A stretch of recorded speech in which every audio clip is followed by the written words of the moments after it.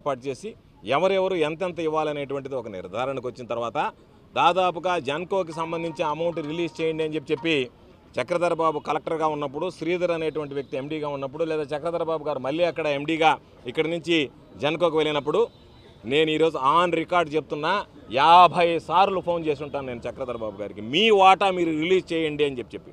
విజయానంద్ గారికి అయితే 50 సార్లు ఫోన్ చేసి ఏదైతే కంపెనీల వాటా ఉందో ఆ కంపెనీల వాటా ఇప్పించండి, ఈరోజు ఉన్నటువంటి పనులు పూర్తవుతాయి, ఇళ్ల నిర్మాణం పూర్తవుతుంది, గ్రామానికి సంబంధించి హరిజనవాడకు సంబంధించి పాలయానికి సంబంధించి స్థలాలు సేకరిస్తామని చెప్పడం జరిగింది.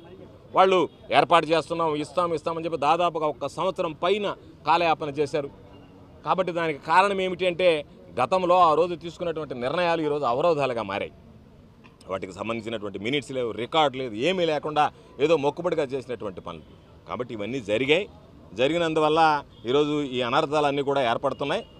అందువని వీటన్నిటిని కూడా ఒక్కొక్కటిగా ఈరోజు వాటి మీద క్షుణ్ణంగా ఇటువంటి మరలి తిరిగి పునరావృతం కాకుండా చర్యలు తీసుకోవాలని కోరుతున్నాం. దానితో పాటు ఈరోజు ఏదైతే నష్టం వాటిల్లిందో ఆ నష్టం వాటిల్లినటువంటి దాని మీద నష్టపరిహారం ఇవ్వమన్నాం. ఓ పక్క యాష్ పాయింట్కి వెళ్ళినప్పుడు సోమిరెడ్డి దొంగ ఉన్నట్టుగా తాను చేసేటువంటి దొంగ పనులకు, తాను చేసేటువంటి అవినీతికి, అక్రమాలకి ఇతరులకు ఆపాదించడానికి ప్రయత్నం చేశాడు.